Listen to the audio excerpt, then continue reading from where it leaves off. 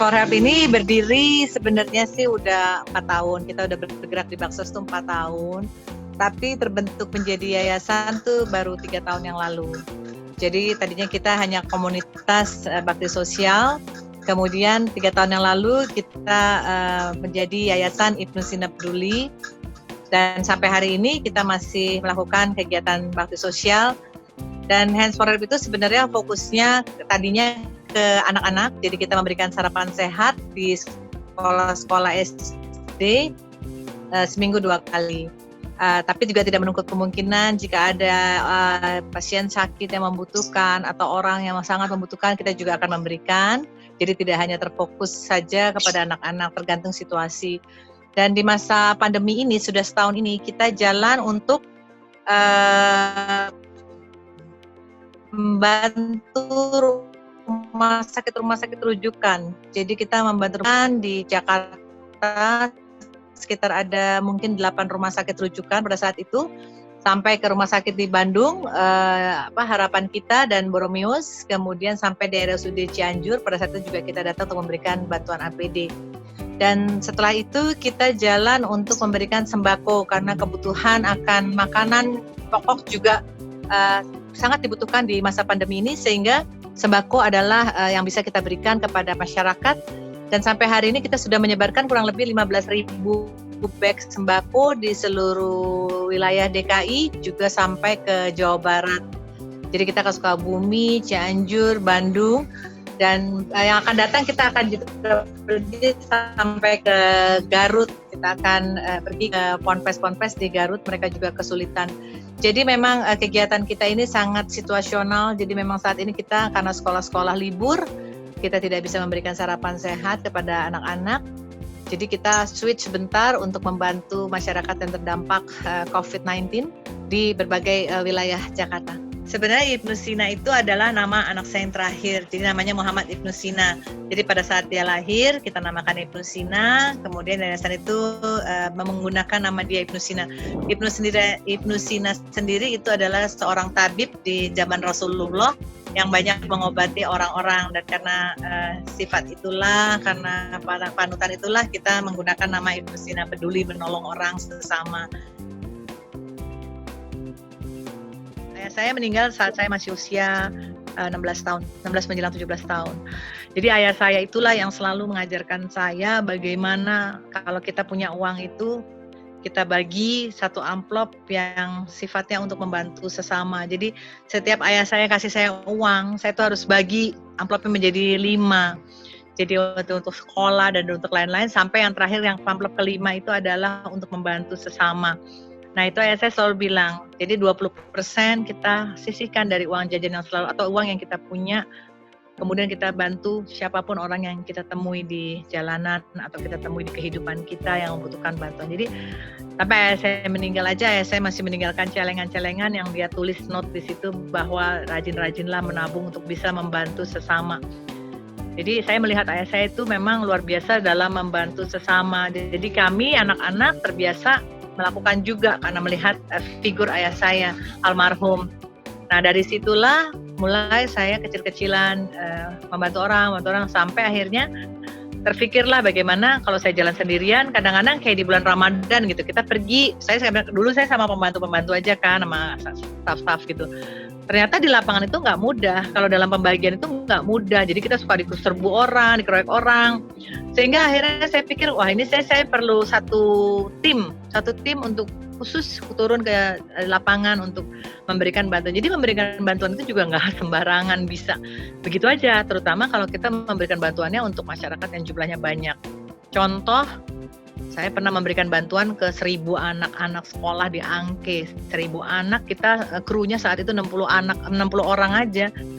Nggak sanggup karena begitu crowd, begitu mereka semua kekurangan, begitu kita dikeroyok. Tapi dari situ saya belajar, oh ternyata kita memang harus di lapangan itu harus begini. Kita bikin SOP lah akhirnya kalau di lapangan dengan massa yang begitu banyak gimana.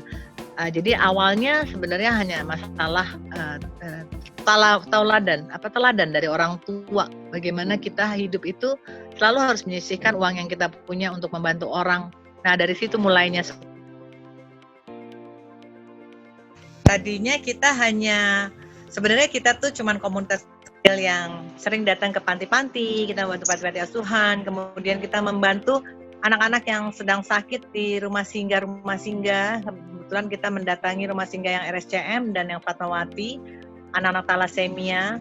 Berangkat dari situ, kemudian komunitas kita bertambah besar, dan skop bantuan yang kita berikan juga akhirnya makin banyak. Jadi selain dari kita membantu anak-anak sakit, anak-anak yang putus sekolah, anak-anak yang sangat kekurangan, artinya mereka tinggal di rumah yang gak layak. Jadi beberapa kali kita pernah membantu bedah rumah juga.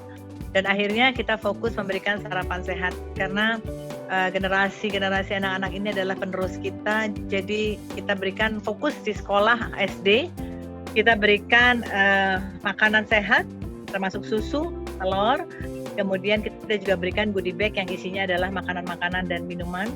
Dan setiap awal tahun ajaran kita berikan sekolah, kemudian perlengkapan sekolah, kita berikan kepada mereka tempat makan, sehingga banyak sekali sekolah-sekolah yang akhirnya minta kepada kita bantuan, tapi kita memang agak fokus saat ini Jakarta Selatan dan Jakarta Timur, karena kalau kita berubah-berubah tempat, kapan sehatnya anaknya. Jadi kita mau fokus di beberapa sekolah saja sehingga hasilnya terlihat nyata, dan mudah-mudahan ke depannya kita akan bisa menambah sekolah-sekolah yang lain.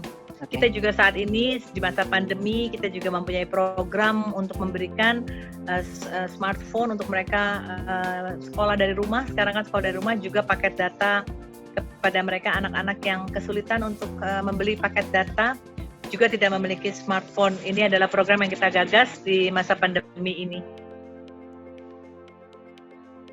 Di dalam komunitas ini rasanya sampai hari ini semua yang kita dapatkan sudah cukup, alhamdulillah. Jadi kami sudah memiliki posko sendiri, kami sudah memiliki 3 mobil operasional, dan yang belum adalah saya kepengen sebenarnya komunitas ini bisa berkembang di mana-mana. Jadi saya kepengen ini ada ranting-ranting, misalnya ranting di daerah gitu. Jadi Hands for Help ini bisa berkembang sampai seluruh Indonesia memiliki komunitas Hands for Help yang dikelola oleh masing-masing ranting. Jadi ada orang-orang kepanjangan tangan Hands for Help yang juga bisa mengelola secara independen dengan menggunakan nama Hands for Help dan menggunakan pola yang sudah dilakukan selama ini oleh Hands for Help. Jadi itu mungkin yang walaupun nggak mudah. Jadi saat ini kita baru mempunyai ranting di wilayah Jakarta Timur. Jadi ada posko Jakarta Timur dan ada yang mengelola Jakarta Timur. Jadi saya berharap mudah-mudahan ke depannya ranting-ranting ini akan semakin besar, dan mudah-mudahan bisa sampai di seluruh Indonesia memiliki komunitas Hands for Help yang bisa membantu masyarakat di wilayah masing-masing. Untuk ke depannya saya berharap semakin banyak orang yang bisa mempercayai dan menitipkan sebagian rezeki dari Allah sehingga kita bisa lebih banyak membantu orang lain, karena kami tidak akan bisa bergerak apapun kalau kita tidak disupport oleh orang lain yang lebih memiliki lebih rezeki memberikan donasi kepada yayasan. Jadi harapan saya lebih banyak orang yang peduli kepada sesama, bisa membentuk komunitas-komunitas kecil yang nantinya bisa mungkin merge juga dengan yang lainnya sehingga menjadi lebih besar.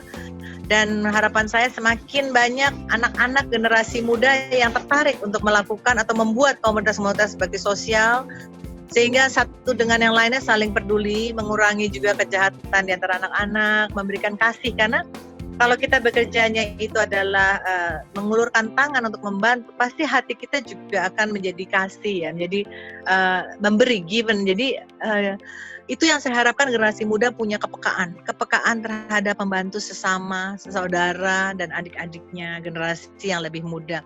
Juga kepada donatur-donatur juga lebih memperhatikan bagaimana komunitas-komunitas ini bisa dibantu sehingga bisa lebih banyak lagi komunitas yang berdiri dan membantu masyarakat, umat dan sekitarnya.